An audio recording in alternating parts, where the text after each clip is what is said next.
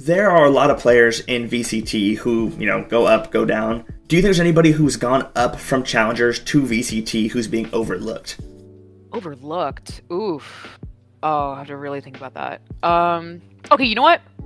I think people don't understand how good Exeter is. What's up, y'all? My name is Andre Hopkins, also known as Entree Interview, and today I had the honor to interview Liz, VCT America's host and interviewer, about her time in the esports industry in a primarily male-dominated industry, her expectations for the 2026 VCT season, and how we can better the scene for more women and minorities and other marginalized genders coming through. Thank you very much, and I hope you enjoy. How long have you been in the esports industry, and what are all the different jobs you've done behind or in front of the camera?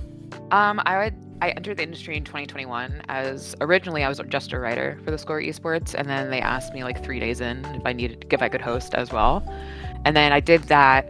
And then in 2023, I decided that I wanted to try my hand at like becoming broadcast talent, like on camera, like broadcast talent. I knew I didn't want to cast or anything like that, but I felt like I could do a good job like stage hosting and desk hosting, and so I went for that. And I guess there's like the 2 jobs that I've had. I guess like tangentially because of that, I have had I'm a sort of a content creator, even though I don't make content. But I really entered the industry in 2021, and then like kind of did another entrance of sorts, came around like the back door in like 2023, early 2024, and that's where we're at. What changes from being behind the camera for in front, at least for you personally? I mean, it's a lot easier to problem solve behind the camera, and there's a lot. I don't think what people realize, like with any like esports production or anything, like when you look at your social media managers, your producers, your videographers, your editors, there is so much work that goes into like just like 30 seconds of content. And like when I was with TheScore, we would like argue for yeah, we would argue for hours about like the mood or something, or the tone. Do we want to include this? Like what's I used to have like, and I feel so bad for Danny Berg, I would have like arguments with Danny Berg about like the title of a video. I'm like, no, that's not what it is, like, etc. But I think that kind of brainstorming kind of all, it all kind of comes to a moment when you're on camera and you're live, and it requires a different set of skills to be able to present that in a way that is effective for the audience, because you have a wide audience, who have different understandings, different experience levels within what you're talking about. So there's a lot of planning, and then there's the execution.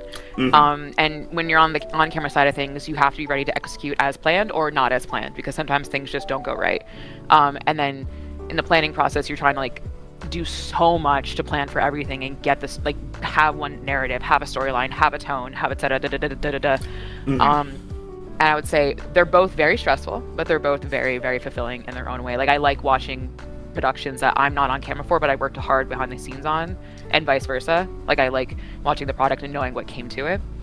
So I would say I think, it's like anytime someone asks me this, I always think of like, when you watch behind the scenes of like a Marvel movie, like one scene of someone like in like a console of a ship actually takes like 2 hours to film, right? It's like a little 30-second hit. That's like kind of like what I equate it to. Like, there's so much work that goes into just these like little maybe for some people insignificant moments. And so I want to illustrate that like the entire journey of how we get there is quite difficult and quite arduous, but definitely worth it.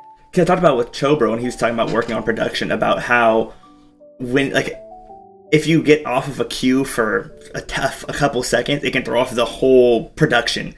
Everything can just go wrong. Anything can just get messed up. So you got to stay on cue, on time. Yeah, I imagine being in production is very stressful, because I've heard of like on larger scale kind of things, it's like a lot of people just talking. All right, cut to commercial, cut here, do this. I feel like it's probably a really stressful behind the camera thing. For when you were with TheScore Esports, you were there for what, 4 years? 4 years, yeah. About. What did you take away from working there that you can still use today? Oh man, so much. I mean, it was my first job out of college. First like real job out of college. And what I think is like something my boss brought to my attention, like kind of deep into it, because I thought I just could call myself like a writer and host. And he was like, no, like, Elizabeth, like, you do a lot of work. Like, you produce, you research, you've learned so much in this span of time that you do. Like, you have been a part of production timelines, you've been a part of researching, ideating, like, pitch meetings, etc. Like, kind of, you're part of the whole yes, your like specialty, if you will, is like writing for us right now, but like etc. Like you've done so much to be part of that, and I think the biggest lesson I've learned from them is, you know, what an audience likes and doesn't like isn't always what your mind like what you think they're gonna like. Because sometimes, like, because I worked on short form for like the last 2 years I was there with my supervisor Bernard, and I would look at the like how the views would be like for videos that I would pitch and write. I'm like, I'm so surprised like this one didn't do well, but like they were obsessed with the Quake one, right, or something like that.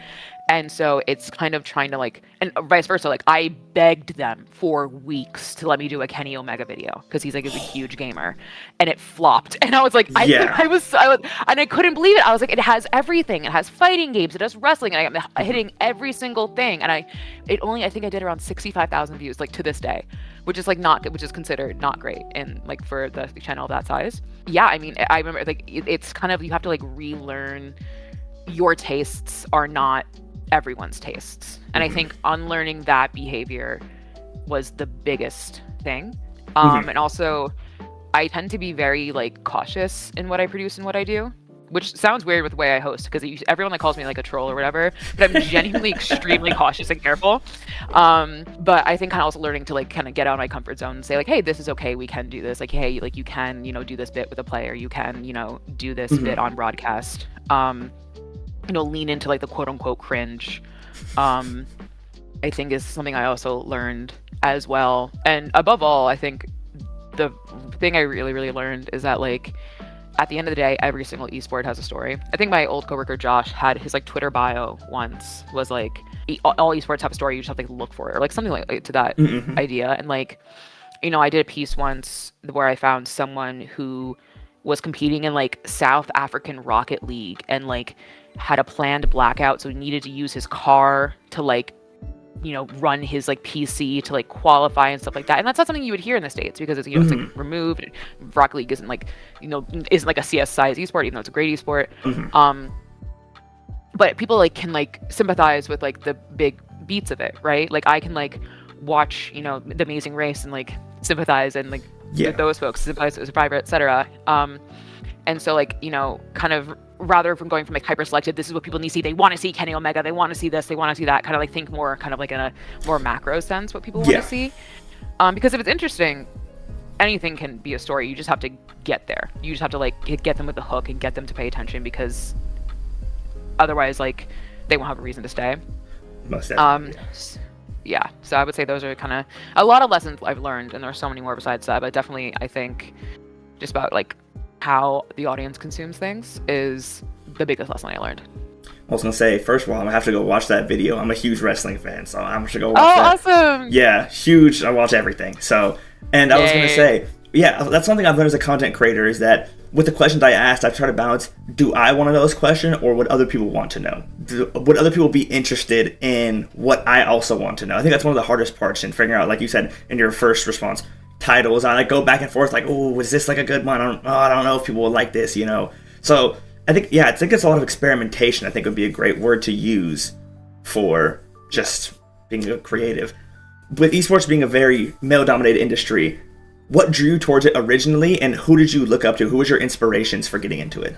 I mean, I always played games since I was a kid. That was just kind of always my thing. Like, I kind of was more quiet about it in high school because I got like weird. I remember like told someone I like video games, and I was like, oh, like, you know, like there was like the asterisk put next to me, if you will.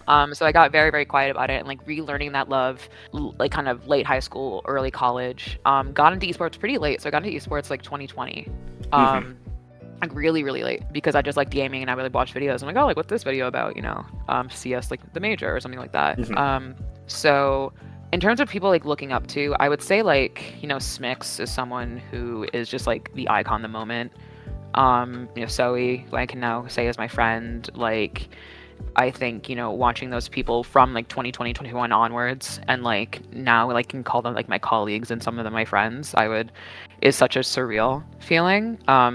You know, GB is someone who is I don't think people like realize how good GB is and how like like you're talking about like there's so much going on in production. A lot of things are going on, and if Q gets missed, et cetera, et cetera. GB is so good at like just bringing it back and keeping the train going.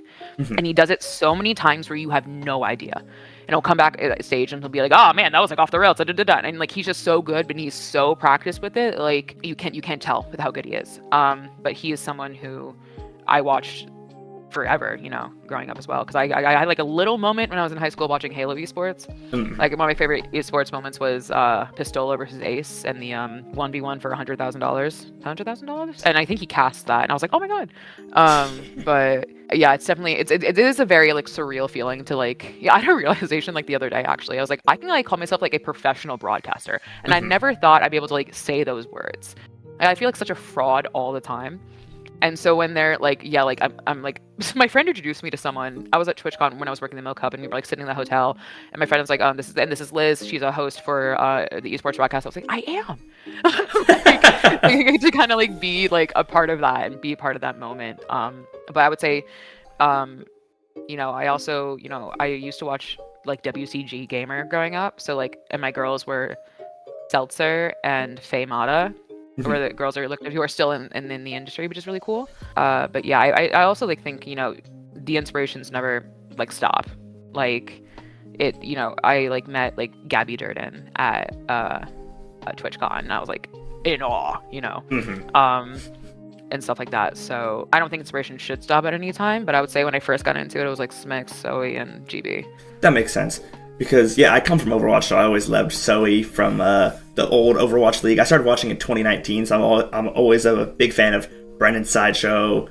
Those are my two favorites back in Overwatch League, and so when I saw they're coming to Valorant, I was like, I guess I gotta check this game out too. I mean, yeah, I feel like inspiration is just there's so many people in the industry, like Golden Boy, like, yeah, like you said, I feel like he's very underrated. I've always thought he was really good at what he does.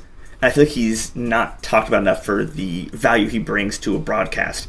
Just being able to audible in the middle of a segment and kind of figure something else out if there's not enough time or if there's something else comes up. I think he's probably very good at that, but I don't know. Yeah. I'm not. But like you said, you brought up the Milk Cup. That was a Fortnite tournament, correct? Yes, it was at TwitchCon, yeah. When you worked that, how is that different than Valorant in terms of just gameplay, casting? I mean, yeah, it was... I was honored to be a part of it when they asked me to do it. I genuinely, like, this is no cope. I love milk. Like, I love it. And so they're like, and that was, like, very important to them. They're like, we really want you to like milk. And I was like, I literally, like, this is so embarrassing, but I made, like, my 8th grade health project final on milk. I love it so much. I think I sent in, like, I think Sapphire, like, reached out to me. And I was like, hey, et cetera, et cetera. And she sent me, like, a couple questions. And what I sent back instead was, like, a, like, video of me like drinking milk, and my mom had like given me like an oat milk eggnog, and I showed that I hadn't opened it in like a few weeks because it was still like sealed. They say go after the job you want, and I went for it. But yeah, I mean, Fortnite was like the first game I really got into, like kind of coming back into my love of gaming, and so it was nice to return to it. But it's a completely different scene. It is, I've established a relationship with these players. In Valorant, I don't know these players. In Fortnite, I don't know the talent in Fortnite.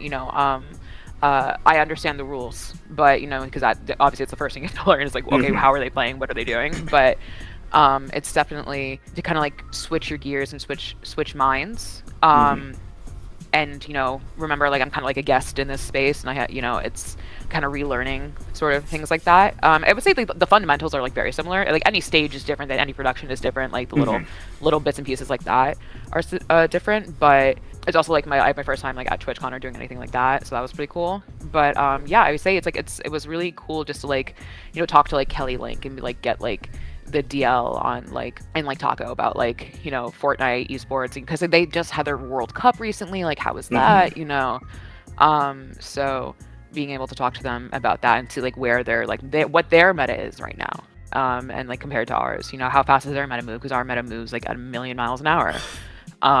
Ridiculous. So it was cool to be a part of it for like that little moment in time. And it was again like it was nice to return to something that I had done when I was younger and because like was formative in my like adult gaming experience. Yeah, because I talked to Shio, and I want to see if you can echo this sentiment. He talked about for Valorant compared to Fortnite. In Valorant, there's 10 players. You just got to figure out these 10 players and figure out what they do. With Fortnite, it's 100 something. You can something you know, somebody you've never heard of, or somebody you've never talked to could just win the whole thing, and you'd have no idea.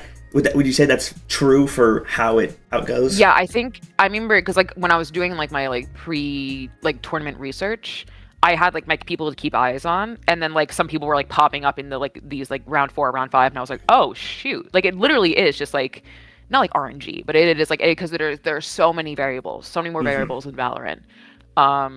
It is, if you go back and watch like any, for me, like it was kind of crazy to watch people just like stay in the storm for minutes, and I'm like that, like because that's strategy, because you're gonna do heal off and like et cetera, and like you're running and doing all this, and it comes down to like, did you get the best loot? Could you get the best loot in time and all this stuff? And I think that's what makes it so exciting, and kind of like it's asking you to like work with what you got essentially. So there was always something, because in Valorant, there's always like a pause for like util recycling and etc. But there was always something happening in Fortnite, and that's why you see so many free cam observations, because they're like everyone's building something and everyone's doing something. So it was really, really cool to watch and like step into that world for a little bit, and realize that like what I thought I was good at as a kid, I was so bad. These new players are ridiculous. I feel so old when I play, and I'm like, I'm not even that old. This is stupid. I know. I'm glad I love seeing how, because I think gaming is, especially for younger kids, like how they problem solve, right? Mm-hmm. And so like how these young folks especially are problem solving these like pretty. You have to react very quickly in these situations, and so like what are you going to build? Where are you going to go? What's your movement? What do you have? What do they have? Like, are you denying info? What info do they have? There's so much that goes into it when you're like building like wall stare, whatever it may be. Mm-hmm. So it's really cool to see how it's evolved and changed over time, and how much quicker it's gotten. It's so impressive, and I think it's a really, really cool thing, especially to see like just how they evolve with it. Or like how they keep meta the same. But yeah, I would say it's like, I mean, Shio's kind of like, Shio's right, like it definitely is. Hello, Gemma. It definitely is like there's so much more to worry about in Fortnite, and different things to worry about as well. Like, not to say like that Valorant's like easier, it's just different. Yeah, I remember when I came back to watching I think it was the World Cup 2024, and I saw what was going on and people hiding the storm. I was like, what's going on? This is the game I remember playing back in 2018, and then we are playing no build, or we are not playing at all. I cannot hang with these new kids no more. All right, I'm old. I'm 20. I'm a fossil now. It's over. It's over. What are tips you would have for someone trying to become a writer or interviewer? Oof. I kind of have like an unconventional path, because part of the reason I got in TheScore, like had their eyes on me when I applied, was because like I started at TikTok when I was in college. I had like at my peak 1.2 million followers. I think also that helped with being able to prove to people that, like, I know how to connect with people, I know how to create stories, etc. I would say the biggest lesson I have learned is you need to be a liaison between like many different things at once, which is a very rare role in the broadcast. Like you have to be a liaison from the players to the broadcast, from the broadcast to the players, from the community to the broadcast, to the community to the, like you're like the center, and like there's a web of like everything that you are like kind of like the toll to. Yeah. And like what does the community want to know? What does the community want to hear? Does the community like does this player have a story that people don't know about yet? Is there something like from their like growing up or right now that they don't exactly know about? Just as an example, like when I spoke when Kess joined 100 Thieves Stage 2, that really late joining. Yeah. I spoke to him before the interview, and he's like, yeah, like I just got a call like 3 days ago, and I dropped everything and moved. And I was like, that's an insane thing, because like people don't know that. So I brought that up, and he's like, yeah, like etc. It's kind of, again, like there's a story everywhere, and so kind of finding those stories, and again, like you don't choose what people want to hear, right? Because like as soon as you do that, I've learned that you are wrong. Like, so you just allow them to take what they see, like I connect with that, I connect with this. I would say learning. This is there's a joke in some Valorant Twitch chats. I'm just kind of like everywhere. Like if you look in like a Valorant stream I'm like probably there. And I think sometimes like in like a Riot like pitch meeting, they're like wondering something. I'm like, well, they said 2 weeks ago, like you know, they really enjoy this, and they're like, Elizabeth, like, and it's like, and it sounds, and because I'm just like listening and always paying attention, or like I'll bring up like a random fact, they're like, oh, okay, like yeah, we can put that, you know, etc. Always be listening, because there's always something. They will always like, there's always something to learn, there's always something to bring up. But also like at the same time, like read the room. Like sometimes I think, you know, I'm a very like, despite being an introvert, I'm very like a social person. I don't like silence. Like I like talking. And you know, sometimes, you know, especially if it's like after a really rough game, or like just a, you know, rough series, you know, like rough qualifying, etc., you have to kind of work around stuff, kind of like how they're feeling and how they may be responding to things. And so like I remember like even reading body language, kind of reading like, you know, grammar, syntax, like it's little like kind of like weird like stuff like that, where you really have to learn how like each person peoples. That's been really, really, really helpful in terms of just how to go along. Because like, yeah, I only have like a minute of coaches, 30 seconds certain coaches after maps, like 4 or 5 minutes after matches, which also like you're asking them about a game after they've played it, they have no idea what happened. Like they do, but they don't. You know what I mean? Like, I remember like I was like looking back, and like some things like you can ask them. I remember like I asked Tens about like the res in like tiles with Zelsis and gets to, like that's a very easy thing to ask about, because like he was there and he did that. I'm not gonna be like, hey Zekin, when you had 5 people peeking you on the other team, like he doesn't know that. Right? Like you the information you have is not what they have. Like they'll look at it later and they'll learn, right? But the amount of times players are like, yeah, I had no idea, and like I'll bring it up to them, like, yeah, there were like 3 people behind you, and he's like, oh really? Like it's, you know, you really kind of have to work around all these parameters and kind of like with what the audience understands as well, because I want to talk at a high level about this game, right? Like I've taken years of learning it, I've studied it, I still study it, I still think about it all the time. Someone in the audience, like if you think about it, it's like a normal distribution of ranks, right? Like, but it's also like skewed this way. So like if I'm like talking about like again, like util cycling, right? Someone might not know what that means. So it's like, how do I change my vocab? Like, you know, the when the flash resets, right? You know, there's things like that where you like just kind of like switch it so like everyone can kind of get on board. That doesn't mean dumbing it down. That just means making sure everyone can understand it. You can still talk about the game at the high level, but you can still like make sure everyone's a part of the conversation, everyone's a part of the movement, and kind of making sure again that liaison, like it all comes back to that, right? Like you're the community into the player, etc. I know I'm kind of going all around, but like these are all things that like it's kind of like understanding a lot of people at once, and you're everything everywhere all at once. Like you have to learn. Oh, sorry, Gemma. You have to do a lot of kind of peopling, if you will. I think, you know, I have ADHD and I have pattern recognition, which, you know, for better or for worse, you know, sometimes it's great, sometimes it's not. But it does genuinely help me in this moment where I can like, especially if it's a player I know, I can be like, you're acting different, therefore I'm gonna take a different route, you know, like be like, hey, like they're a little quieter today, you know, I'm gonna change it a little bit. You know, I've ended interviews early remotely because I'm just like, we're not in the mood, and you're not in the mood, and you gotta go. You gotta go do your thing. But I think, you know, that was a very, very roundabout way of saying just like kind of having a understanding of how everyone is, and because it's it's hard, but you have to be dealing with a lot of people at once, and that sounds a lot harder than it is, but maybe it just comes kind of naturally to me because of that, like sort of my like inclinations. But I think making sure you're able to do that and kind of be able to translate for everyone kind of their ley lines, it's important. That makes sense. I remember, and I feel so horrible because I cannot remember whose interview it was. Somebody was interviewing Victor immediately after the 12-5 for NRG against Cloud9.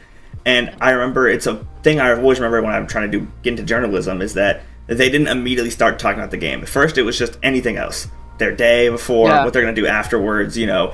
Because nobody immediately after a loss like that wants to talk about the loss. You know. I had a, one of the hardest lessons I learned in the score was Aaron on XSET. I interviewed him after a loss because this was a time when like this was like very much like the online, and then they ran and did an interview afterwards, right? And the first thing I remember, I asked him something, and I was because he lost. And I thought I was like I thought I like positioned the question very like kindly, but I think I said it in a way that was like, so like that was like a tough loss, like da da da. And he was like, low-key, and be like, I'm gonna give you some advice. Don't do that. And he's like, don't ask me that. And that like I remember like being so embarrassed after that. And I was like, I remember like I went to my siblings. I still lived with my parents at the time, and so did they. And they had done a lot of work for their university paper, and they were known for being very good at it. And so I went to them, and I was like, I don't understand what I did wrong. And so they kind of like sat me down, and they were like, here's how we talk to people when like it's not like happy-go-lucky yeehaw time. Like you owe them and you owe the audience to like call it like it is, but there's a way you deliver that message, and there's a way you deliver kind of the question. And I remember exactly where I was. My sibling told that. I remember exactly what Aaron's background was, what he was wearing, what I was wearing, etc. Like I remember it was like in the middle of the evening too. Like I remember I got a DM from someone from the story mob that was like, hey, can like you interview Aaron? He needs another interview. It's things like that. Like because it was such a formative lesson, and I'm one of those people that really remembers their mistakes, and that was a mistake I made, and it's something I've taken and kind of ran with. Like there's a way to deliver the news, but also like I'm not someone now especially who lets people run away from it. Like I feel like I'm kind of, maybe you can correct me if I'm wrong, I'm kind of known for like doing a follow-up and like being like, hey, you didn't answer my question. Like, you know, is that the sort of thing? Yeah. But there's a way of doing it that like it works for everyone kind of thing. Yeah. And Aaron way back taught me that in like 2022. Yeah, because I feel like it's difficult to talk to somebody immediately after they lost. I mean, of course. Yeah. Like especially if it's like a big game. Like I remember, and again, like I think it was posted. I can't remember who took the picture, but I think it was posted by Sage Datween about Boaster immediately after the grand finals lost, and somebody was like, they didn't want to take a picture, and he was like, no, take the picture. Like I want to remember this moment. Like, right after he lost. Yeah. And I took like that was something that still to this day. I mean, right now it gives me like goosebumps thinking like someone who's that open about I lost, and it's okay to be sad that I lost.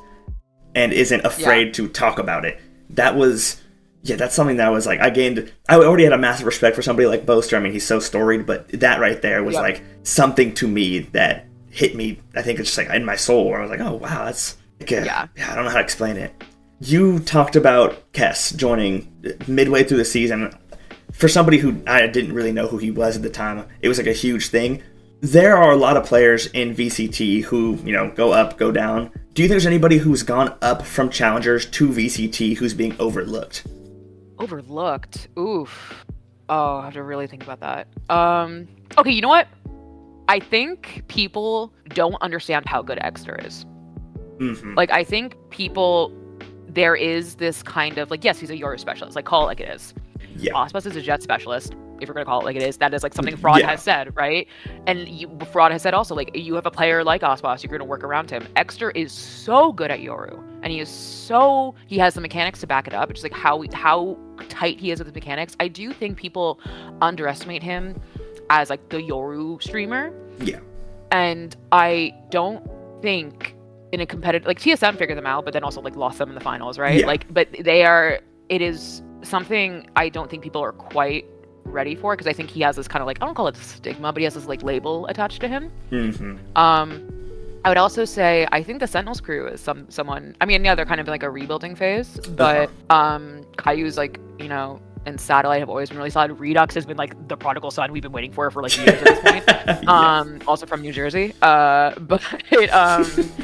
and also I think Seven finally getting his shot, allegedly.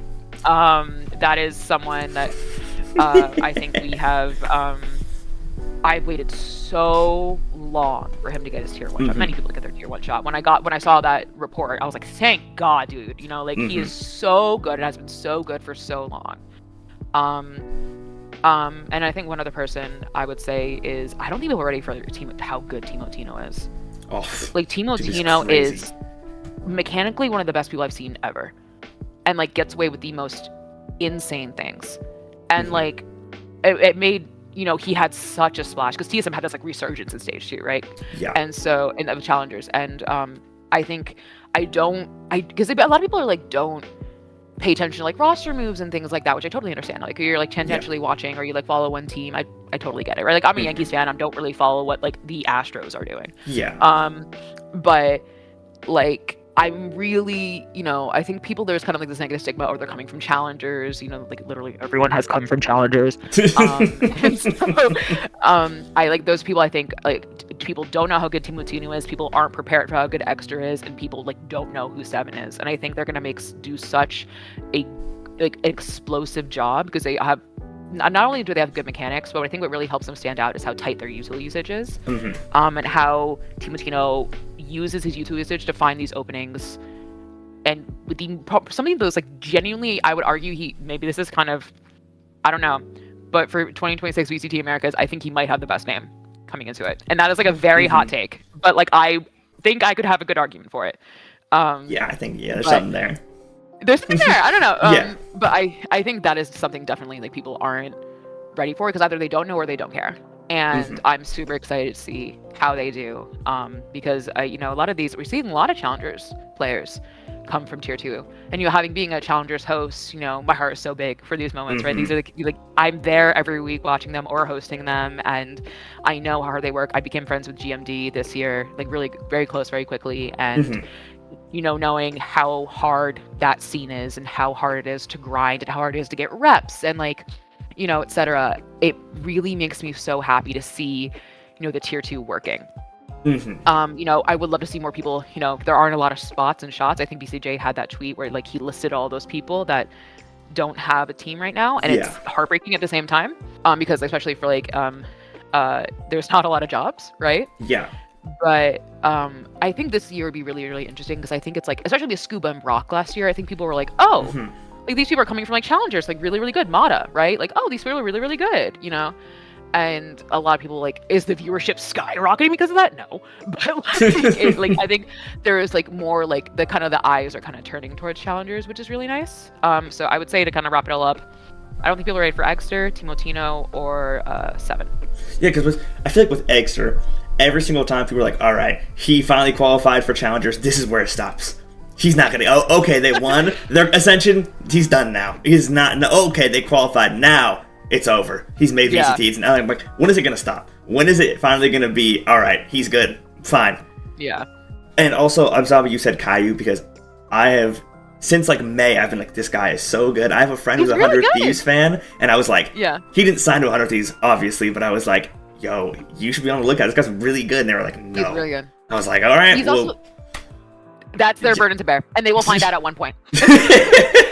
Caillou's calling is something that has, I think has really interested me in a while, because he's a much different caller than John Cutie, and he has a much different crew. And I think people ask me, because like I'm the mayor of Sen CIty, like what I think the Sentinels will be, and I'm very curious to see how Caillou in season works, in Satellite, like work with this team. What do you think about the if you're not in the building, Sen loses curse, or is it the other way around? It's ridiculous. Okay, so it keeps happening. The one time it didn't happen was when I was in the building for Red Bull, and they like lost it in 11-13. But like within LA and like the Riot building, that is a 100% win rate, and that is genuinely an insane thing. And then like when they lost in Paris, I was like, they're like, get it out there, and I was like, girl. Like, I think also like if we're gonna call a spade, a lot of times like my claim to fame with them was like, I got the G2 Sentinels pred right. That one game where I thought Sentinels was gonna win, and again, I think it comes from like a pattern recognition thing, where like in my heart of hearts, I was like, I see G2 struggling right now. I think they can't win this. But that Icebox match, I was like, you're so stupid, Elizabeth. Like, you're so stupid. And then, I was seeing them come back from it and like being like, yeah, like trusting my gut and trusting my gut instinct. Like I kid you not, I had this like Raven Simone vision, because they give us like a Google form to do our preds, and like I'm in like I'm sitting there and like I'm doing like hitting the teams, and I hit G2 and I like freeze and I go back up and I'm like, in my heart of hearts, I can't do this. Like I can't vote for G2. Like I just, in my gut, I just feel like they're not going to win, because like everything I was just said before, I have to vote for Sentinels. There you go. I think that, that curse itself, and, coming from kind of a more, serious point, the Sentinels fan base is someone who they've really kind of taken a shine to me, which I was really surprised by. I'm not kind of used to that, like, love and support, but like to see that and to feel that has been such a blessing. And like, going to Red Bull, being like the mayor, and hearing that, like, that is such an out of body experience to see, because those are because for Sentinels fans, they love their players and they're very protective of their players. And like kind of like receive like a smidge of that means the world. And I love their passion, and I love they're so creative, and they're also funny as hell. Like some of them, like the way they, but like also like an older sibling kind of vibe with the way they like low key roast everyone. I'm like, okay, hold on. Yeah, I think it's kind of like, to be on a more serious note, it definitely like has been really, really awesome to have received so much kindness from the community in that way. And I will try my best to be in the building as much as I can. But I don't know, like, now I'm wondering, like, does my curse like spread? Like, now does curse, excuse me, blessing, spread? Like, now with second on MIBR, do like I also like does it like parts of it go with it? Like like I'm trying to figure out like how this works. But yeah, I'm excited to see how they do this here. For sure. I was gonna say, if it follows, you're gonna be excited to be in the building for Sen, MIBR, Cloud9 for Zelsis. You gotta be there for every game. You can't miss a game. I was gonna say, yeah, I mean, sorry. I was gonna say with I talked about my interview with Shio. I was a huge Cortesia fan last year. Like, I was like, this guy is so good, and so I was like, I won before it was announced that Kiko was going to NRG, and before the rumor came out, I was like, Cortesia, baby, he's coming to NRG. He didn't, but it's just the vibe Cortesia brings. He's such like there's one specific clip. I think it's when they were against 100 Thieves in the one game they won in stage short, one of two games, I believe. And was the comeback one? Yeah, and he gets up and he's screaming on the stage. I was like, okay, this guy, yeah, I like this guy. Just when people can bring that level of energy to a game and just be so into it, I was like, okay, this guy's so good. I love this guy. He is like the ray of sunshine walking around. I swear to God, like, he is just you he's in the room because you just feel this like beam of positivity behind you. And like, I remember, I think I did the interview after that comeback. And he was like giddy, like he was so happy. He's like, I know he did that. Like he was, and he's always been like so sweet, so kind. And he is someone who, I was surprised by MIBR dropping him. I thought he really kind of came into his own. But obviously we're not there for whatever. But it makes me really, really happy to see him on a team where I think he like kind of has like that same sort of energy that he can bring. I'm really, he's one of those people that like I love to interview and talk to, because he is so sweet and so kind, and like, again, like you just kind of like feel this like positive presence behind you, like, is that Cortesia? Like, yeah, it is. But yeah, I think the team also needs him this year. I think they need someone like that. I think they need, kind of in this rebuilding phase, if you will, quote unquote, I think they need someone like Cortesia to kind of be that like positive rock. Not saying not other like Caillou or like John aren't positive people, but I think there's like, you need a Cortesia in a team, especially with the loss of Zelsis. I think I'm excited to see, because he's a different kind of, he's not exactly like Zelsis, but he's like definitely someone that I'm excited to see how everything pans out this year, and someone who I'm definitely rooting for, and someone who is just a great guy all around. Yeah, because like you said, with every team needing somebody like him, you saw on board somebody like Som's vibes were to NRG on their champs run, someone like Boaster and Crashies last year. I mean, I remember, I'm a huge NRG fan since 2019 Overwatch. When I was watching the finals game and Crashies hit the mouse, I was like, okay, like that. I was like, all right, get this guy out of here. Like, I was like, we're getting cooked. We're down 11-1, and now they're kicking our ass, and he's emoting on us. This is okay, but we pulled through. Luckily, that game had me stressed. Speaking of, I mean, that might be one of my favorite games. What is your favorite game that you've watched? Oh man, hosted. I have two immediately come to mind. Watching Shopify Rebellion win their first world championship, knowing how hard those folks worked for it. That was like an emotional time, because I'm friends with like their manager, and I know the players, and just how much that meant to them. That was probably like one of my favorite of all time. But also, and this is coming from coming from like personal bias as well, but when TSM qualified for Ascension this year, having become friends with Guy, that meant a lot. And also, I'm getting emotional about it, but watching Andre Baby Bay win Red Bull home ground with them, it was hard not to get like emotional on stage, because knowing how hard those folks have worked all around and just how tough it is, and I have the absolute like privilege of being friends with them. It is, as you know, broadcast talent is really kind of hard just sometimes, like when you're just watching your friends lose and you're watching your friends like not do well in a game, because there's nothing you can do, right? Like, and you have to like go on screen and be like, it is your job to be professional. If you do anything else, you should not have your position, right? Like I don't think I should have gotten emotional at Red Bull home ground. I think that was like that was the one thing I was like, shouldn't have done that, right? But like those wins meant a lot, having known how hard they worked, and kind of, you know, especially with like Andre, like how much the eyes were on him in that moment, because of, you know, taking Jonah Peace the spot for that, or just like when after Jonah Peace was moved to the reserve roster.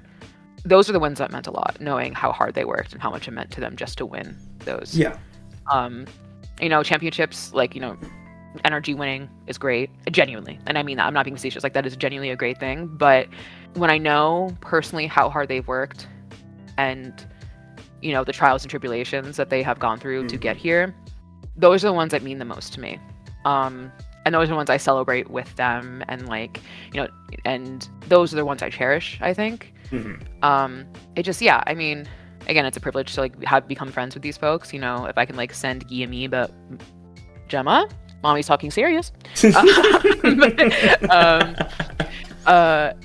It's, you know, I can send Guy a meme about being Quebecois, but also we can talk about like, hey, like it's rough out here sometimes, you know. And watching them kind of having it pay off, I guess is what I'm trying to say, is such a pleasure to be able to do that and have that knowledge, I guess, especially. Definitely makes sense. I mean, yeah, I feel like when you're talking about the becoming emotional, I think it honestly brings an extra layer, because I feel like it just shows somebody, like, especially with like getting emotional, one of your friends winning, it brings an extra layer to the broadcast. Like, this person is like on the broadcast and you can tell they're just the player of the game. They're just so like overwhelmed by it. I personally, I don't think there's anything wrong with, you know, just you're so invested. I think that would bring an extra layer, for my opinion, at least. I go back and forth. I like, because some days I'm like, it's like I couldn't. I'm a very sensitive, emotional person. Like that's just who I am. I'm very like, I cry at like literally everything. And so, you know, I think if you go back and you watch when MABR qualified for Toronto, like you can hear me get choked up in the interview, and I have to like quickly hide it because like I couldn't answer my question, or I couldn't ask my question. But it's something I definitely go back and forth on. I think everyone else has a different opinion on it. You know, I think right now I'm in the mind of like, you know, can I deliver the message, and can I deliver the, again, kind of like, who are you the liaison for, who are you, etc. But yeah, it's probably tomorrow I'll be like, great work, Liz, like I love being dramatic. Okay. Not dramatic, but being emotional. But yeah, you know, it's my second year doing this, second year interviewing, now going into my third. So definitely, I think I really hit like a really nice Goldilocks zone last year. It's kind of like my style, and so I think I'm excited for how this year will turn out with that, and kind of where I fine tune that. Yeah, because I feel like even with me doing this kind of interviewing, I'm still trying to figure it out. I mean, if I've only done 4 of these, I'm still just a day by day. I think it's just every single time I do one, and I'm sure you can relate, you learn a little bit more about, okay, I liked how I did this. Oh, I'm not really sure. I'm not a fan of how I did this thing. It's just a lot of personal reflection on what you're doing. And that's another thing I had to learn as well, is like not something actually Mimi had to like pull me aside and be like, I don't think you should do this. Was we would like, because anytime we like we finish work at the studio, we go out to dinner together, just like it's easier, right? And because and so we get dinner, and she would like hear me like put my like phone up to my ear and listen back to my interview, and she's like, I don't think you should do that. Like I like, she's like, I know what you're doing, and we should all watch our work back. I do not think you should do that right like 30 minutes after you've done the interview and like immediately pick it apart. She's like, I don't think that's like a healthy thing to do. And kind of like learning. Wyatt also gave me some advice my first year, because I remember I was just like, oh, I don't think I'd like whatever. And he's like, Liz, I'm gonna tell you something. He goes, Liz, I'm gonna tell you something. You know, like the very like Wyatt cadence. Yeah. He goes, you're not as bad as you think you are, but you're not as good as you think you are. And that kind of really helped me like kind of set it straight. In terms of that, I guess like going to your like question way back, that's also been like the biggest kind of obstacle, is like, because I come from a Russian ballet background. I come from a theater background and a very like high achieving background, and kind of like when I said like I remember my mistakes, I don't like to make mistakes and I don't make them often. So when I do, or I perceive that I've made a mistake, or I perceive something is wrong, I take it really, really, really hard. It's hard for me to like take feedback not as a personal attack, which is something I am working on.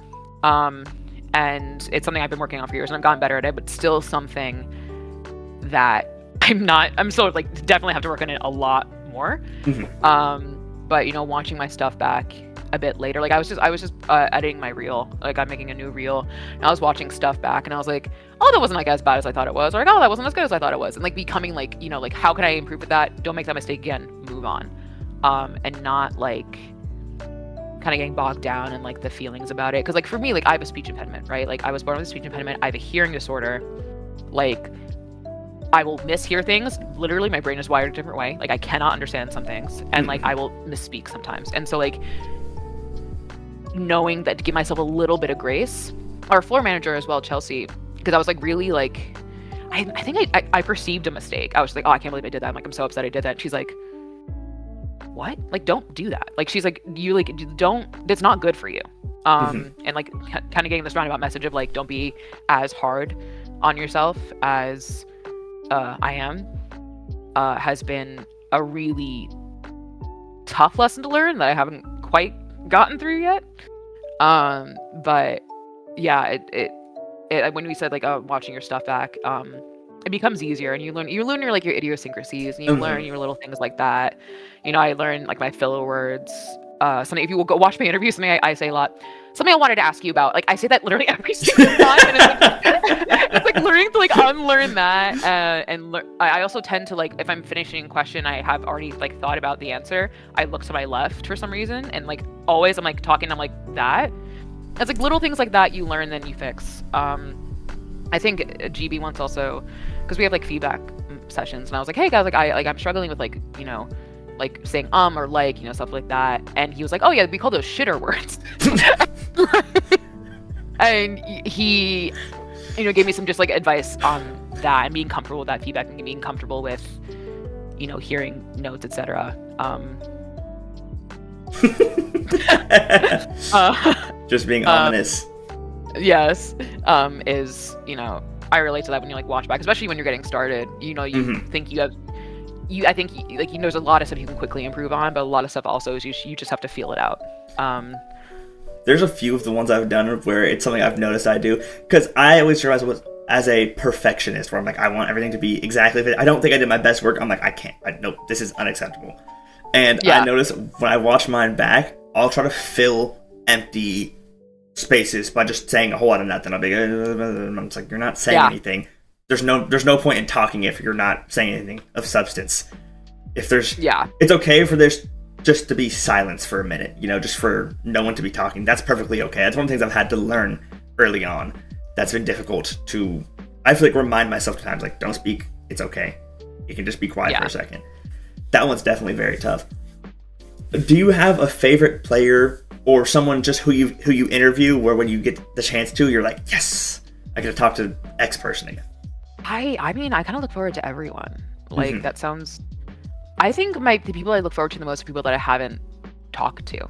The people I think who, like, the audience doesn't know. And, like, because I remember, like, my last interview, I was like, I realized, like, we hadn't heard from Sam in a very long time, my last interview. And I was like, oh, we should, like, talk to Sam. And he's like, yeah, it's, like, my first one, like, ever right now this year. And I'm like, that's crazy! Like, things like that. And, like, wow. I love talking to Finesse Pujan. He is such a good chat.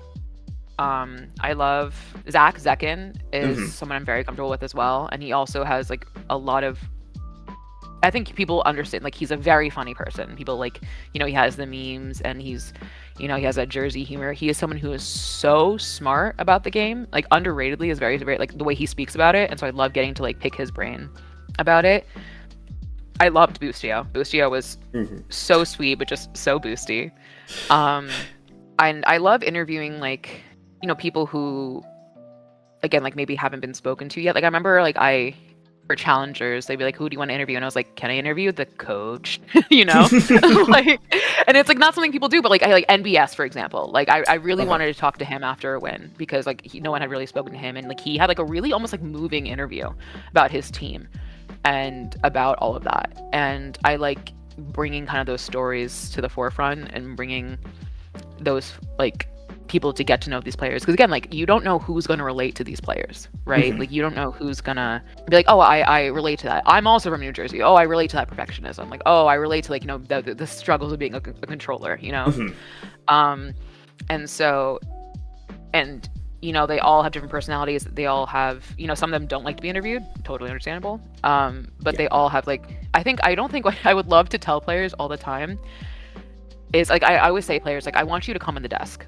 Like, I want you to, like, be an analyst on the desk. I want you to, like, guest cast, because I want you to realize how smart you are and how much you have to say. Because you understand this game and this world to a point that I can watch this game 24 hours a day, and I will not understand it as well as you, because of you're a product of your environment, right? And so, like, and, like, anytime you have, like, a guest player, like, on the desk, they say something, you're like, that is so simple. How did I not figure that out, right? Like, stuff like that. Because like, and they'll do it in interviews as well. Like they'll like drop some like insane knowledge bombs. Like it's it's like just a random like water is wet type thing. And it's, all of them do that. Are they that like is everyone like a Boostio kind of talker? No. And that's perfect. That's totally fine, but they all really, they don't have their job if they didn't get the game. And so I just love being able to kind of bring that forward. Or like, maybe someone is like, getting Kess, right? Moved right away. I think I brought like, I like talked about like Ospas being married, one of my first interviews and stuff like that. So yeah, I would say I kind of look forward to those, I would say. Yeah, because I there was a point I wanted to make, but I'm just completely spacing it now. But yeah, I feel like there's just a lot of it came back to me. When I was watching EMEA and I saw Minnie on the broadcasting desk, and he would just like be like, oh, they should do this, and then they would do it, and when I'd be like, wow, like I know he was a coach and he's one of the best of all time, but like, yeah, like you said, it just water is wet. Oh, this is so obvious, it's so simple, and I'm like, it is? Oh, I guess it was. Wow, this guy's really good at this game. Who could have guessed? The multiple-time world champion knows what he's talking about. But yeah, I think a lot of these players don't, like you said, don't realize how good they are at the game until they go up there and they're just like, oh, this thing. And you're like, oh, yeah, I guess that makes sense. Exactly. Do you have a favorite underdog team? The team where no one thought they were going to do anything and then went on a crazy run? I mean, I think NRG. Like, I don't think anyone saw NRG Stage 2 coming. Yeah. What they pulled off is remarkable. And I don't think nearly enough credit has been given to them. Like, that's such little time they had, and like it, and there was already so many established teams. I maybe like a year or two ago, I still would have said G2, because G2 have been like consistently underrated, and now I think they're not, which is really, really nice, because I felt like the goalposts were always moved for them, and now they're not. Like, people expect them to win, which is a scary thing, but it's really finally like like they win something, and they're like, everyone's like, no, actually, like that used to be like the thing that always happened. It would tick me off so much. But I would say, I'm trying to think of any underdog teams. I'm very curious how I think Sentinels are considered an underdog going in. And I think they could surprise people. I genuinely don't know how that's going to go. But I also don't think enough credit has been given to NRG for their insane run. Yeah. I remember watching the NRG team, and I felt like every game after the 100 Thieves loss, I was like, we're getting better every game they would get better. I remember when we were going into the playoffs, we had that game against Lev, and they were also doing the same thing, and it was the game where we did like 13-4, 13-2, and it was a complete domination. But I remember going into that game being like, if we win this, we're gonna make champs. Like, I said that to somebody. I'm like, I feel like we're getting better, but this is our last hurdle, and if we get past this, we're out of the gate, I feel like. I think you can like go back to my preds, and I'm one of like, not to be like but like I'm one of the first people that realizes something is going on, because I'm like, and I'm seeing like the flashes of brilliance. I'm like, wait, like they could do this. And I remember, I think it was, I forget who they lost against this game, but I was like one of the 2 people that had predded them. And I looked at Matt Ryan, their manager, and I was like, I see it. I want you to know I see it. And he's like, I know. Like, I know. Like, I know they can do this. And, like, obviously, they got this. Yeah. But there was kind of this, like, slow, like, kind of, like, come to Jesus moment from everyone. Like, 'cause I remember talking to Josh about it. And I was like, I know. I remember it was, like, the next week. And I was like, I know they lost last week, but I need you to hear me out on this. And he, like, was thinking about it. And he's like, I can see your point. And we were still like the only people who predded them at one point, like me and Josh, because like you know, I think when everyone comes around, even like, you know, the VCT America's Awards, people were like very, you know, energy pilled, but I still don't think kind of like the road they took in stage 2, not nearly enough credit has been given to them. So I would say that is probably my favorite one, which is crazy to think about. Like, oh my god, the champs winners are so underrated, but like the art, like the journey they had to get there, I think has been so forgotten about. And I would like people not to forget about it. And I think the fact it's not talked about enough that if they didn't just win, they didn't lose a game in playoffs. They just rolled everybody. Like they came from upper bracket and just won it, beat everybody. And it's like, wow. Like, yeah. I remember watching it and being like, okay, like, I knew we were good. I didn't think we were like this good. Like, all right, I'm cool with this. Like, sick. Yeah, because a couple other answers I've got to that question. I believe Chobra, I think he said 2021 Crew was his favorite one from back in the day. Yeah. I've got 2024 Wolves in Toronto. I'd also argue, I think you could say Paper X 2024 is also an underdog. No one thought they were going to win that whole Toronto tournament. 2023 EG going into Tokyo, I think, was also an underdog. And Zeta 2022 is another huge one, I feel like. Those are some of my... Zeta's my personal favorite one. That's like right when I had gone into Valorant Esports, and I was like... It was right after... I remember the first tournament I watched was Copenhagen when FPX beat Paper X in the finals. And I was like, wow, this Zeta team, these guys are really good. Like, what's going on here? And so that's my personal favorite one, where I feel like it's the same thing as, I feel like with NRG, every game they got that little bit better. And they didn't win the whole tournament, but I was like, wow, like this is crazy. They just keep winning. And same thing with 2023 EG. Once they put Demon 1 in, it felt like every game they got a little bit better until they won champs in the end. Yeah. That EG team was one of the first teams where I wasn't a fan, but I could not tune in every game. I had to watch every single game they played. And then for my last question, again, with it being a predominantly male industry, there can be a lot of just unwarranted comments towards people. What would you give advice to somebody trying to just ignore these comments, block them out? What would you tell somebody trying to deal with them? I think I would be real. Like, some days are harder than others. Like, some days it just gets you in the right moment, kind of thing. Yeah. But at the end of the day, the comments are all the same. Like, hold on. I have this thing on my phone where, like, I've been on camera for how long now? And, like, I have this list on my phone. I don't know if you can see it. It says body shaming comments. You can't see it. But, like, and it's not a long list. And this, I've been on camera for years now. And, like, you can see it kind of like if I do that. Like, it's really not a long list. And that's, like, 4 years. Worth of comments that I've received. Right, yeah. And so, like, I think people like that aren't creative. Sorry. And it all just kind of becomes background noises. Some days there are hard days. Like, some days there are days where it just really gets me and I'm like, man, that sucks. And, like, it really just kind of hurts me in the moment. But, you know, I always kind of, like, try to put it into perspective of there is always going to be, you are going to be so important for someone. And I think about, like, because I've always been kind of bigger, except when I was starving myself, but, like, even as a kid, like, I was like just bigger, and it was made very clear to me on broadcast and TV, bigger women were the butt of the joke. They were the funny friend, but they never had anything going for them. Yeah. I always think about, like, a little Liz seeing someone like me up there just existing and just doing her job, and that's it. And I think that would have done a lot of good for Liz growing up. And, like, I've been a lot of people come up to me like, thanks for holding it down, you know, for, like, you know, non-skinny folks out there, and being kind of just like, I remember I got someone who was just like, she makes it seem okay just to, like, exist in a space And that is something that always keeps me going, even like my hardest days. Like, your presence means something to someone. Yeah, most definitely. And people, again, they're not creative. They say the same shit, different day. Like, sorry to swear, but Don't worry. I mean, it's true. Like, they're not creative. They say the same stuff. And, and some people, I think the one thing I also would just say is I think they're like the hurt people kind of thing. I'm like, yes, sure, that's some people are just mean. Some people are just mean people. And like, once you just realize that they're not nice people, you move on.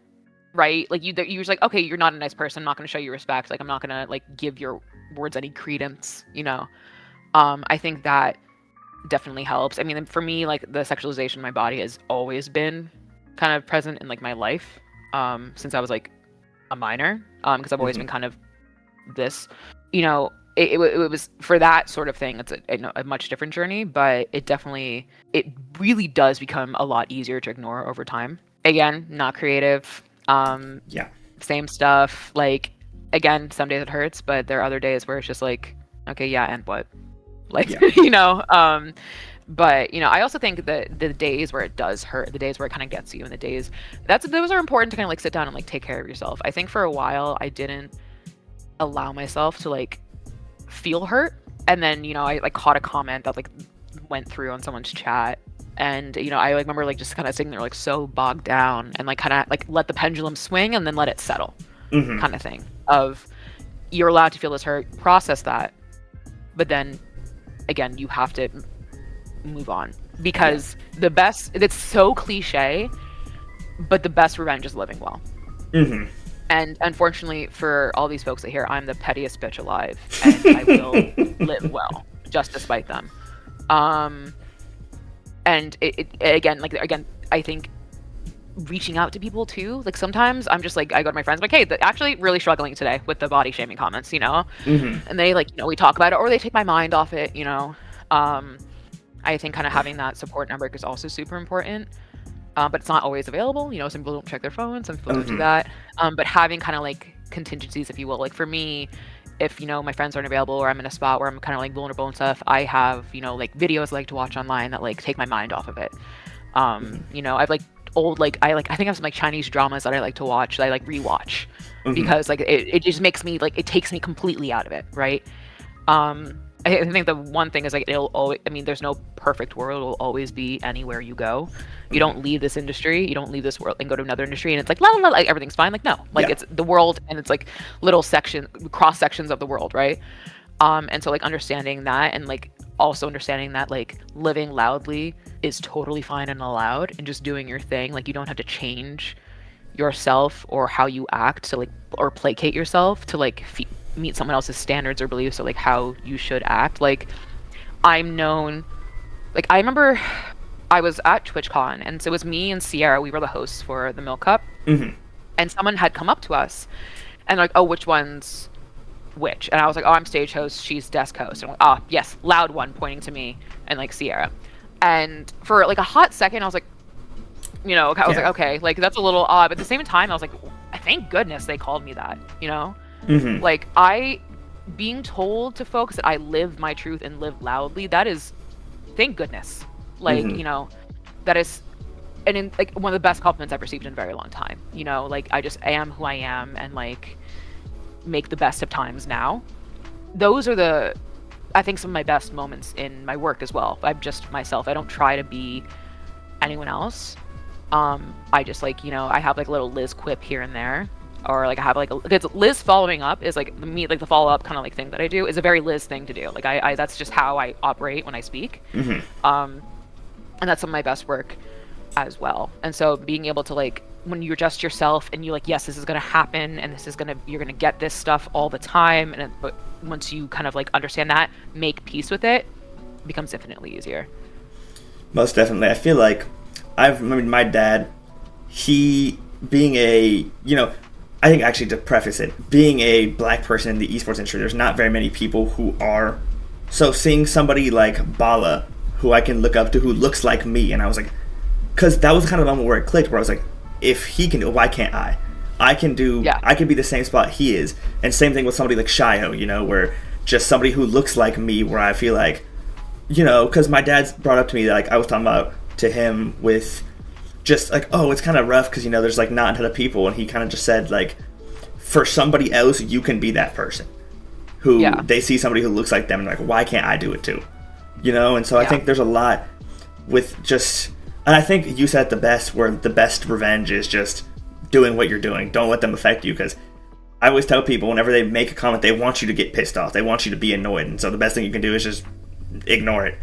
Just don't let them get to you, because that's what they want in the end. That sucks sometimes too. Just ignoring them actually sucks. Sometimes you want to like actually like dig into them, but like my favorite thing to think about is like, some people hate my guts, right? Like some people like do not like my work, they do not like me, they do not like my body, just to call a spade, and they hate the fact, and they hate the days when I'm on broadcast. Calling a spade.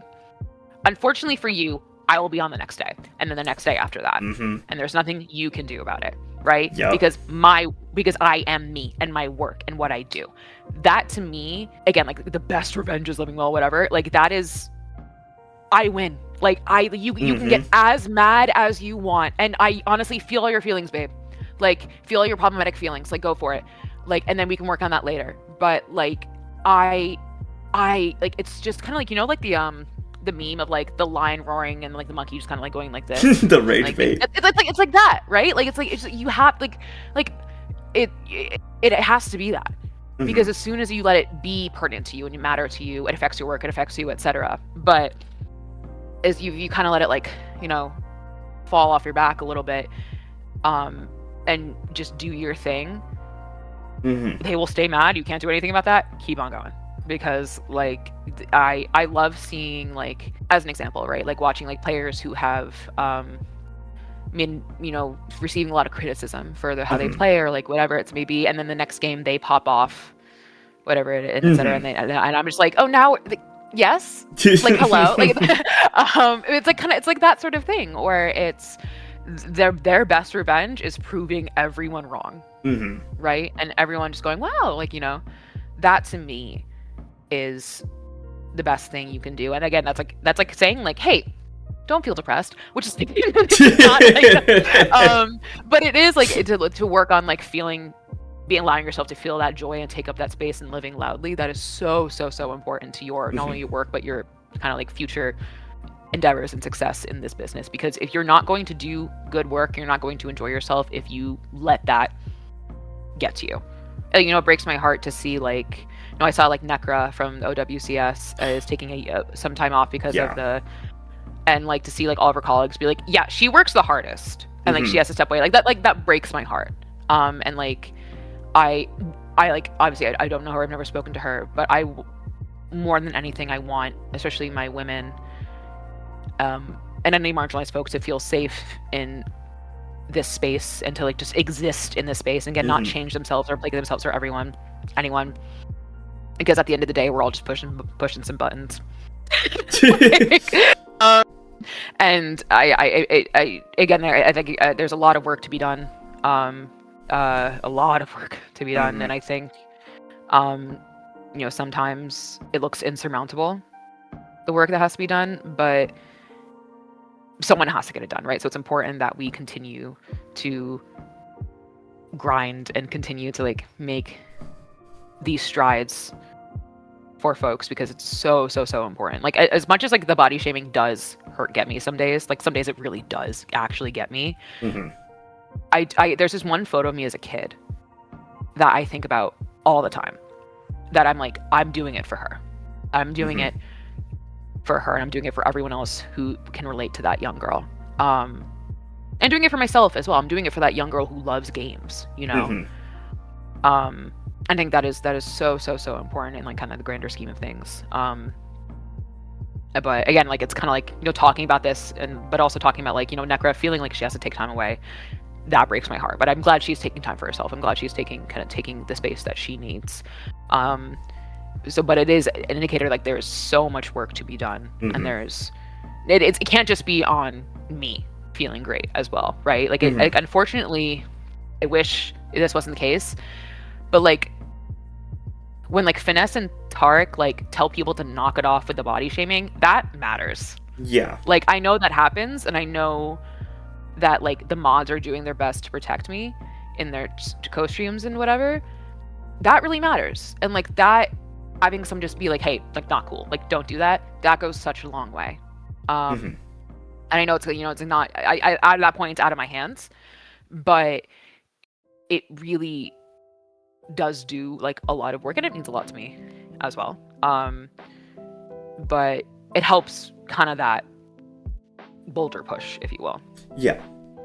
I think it's just great seeing some people who are as big in the scene as Tarek and Finesse to be outspoken about it. I mean, the number one thing is when people who are huge don't say anything about something. And I'm not saying anybody does that, but just people who are big like that, being able to come out and be like, this isn't cool, guys. You got to cut that out immediately, you know. It's definitely a very important step in squashing the problem. And unfortunately, the worst part is who knows if it ever will be fully squashed. But the best we can do is take it step by step and do what we can to minimize the issue. Yeah. Yeah, I think it'll be rough. But if the whole thing is it's going to be difficult. But if everybody can just do a little bit, then a lot gets done in the grand scheme of things. Exactly. It's like a group project. You do a little bit, it gets finished. Yeah, if everyone does their 25%, we'll get 100%. That's the hard part, though, is getting people to do their 25%. Always the difficult part. I think that'll be it for me today. Thank you so much for all the wisdom you brought. I'm excited to get this one out. Do you have any socials you want to plug? At EJ Marchini on Twitter and Instagram, I guess. I don't... I like... don't take I do the number one thing where I just like don't take my social presence seriously, and I kind of troll on it. My bad. Apparently I shouldn't be doing that. I should be taking it really seriously, etc. I did that for 2 years on TikTok. That shit sucked. Yeah. But yeah, I mean, that's all I want to plug. And you know, I don't know when this is going out, but the holiday season can be really rough on people's mental health, so I hope you're taking care of you guys self and taking care of each other. And yeah, and I always tell people, if you don't be afraid to ask somebody if you need help. That's the best thing you can do. I'd rather have somebody talk to me for 4 hours straight about how they're struggling than not talk to me at all. Exactly. Again, thank you so much. It's been a great time.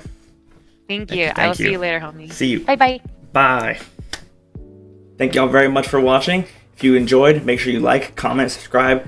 Constructive criticism is always appreciated. Make sure to check out VCT Americas. Liz will be on there pretty much, as I assume, every week, hosting, interviewing, always some good stuff there. Make sure to check out her Twitch, her socials, EJ Marchini, and I hope you all have a great day. Thank you for watching.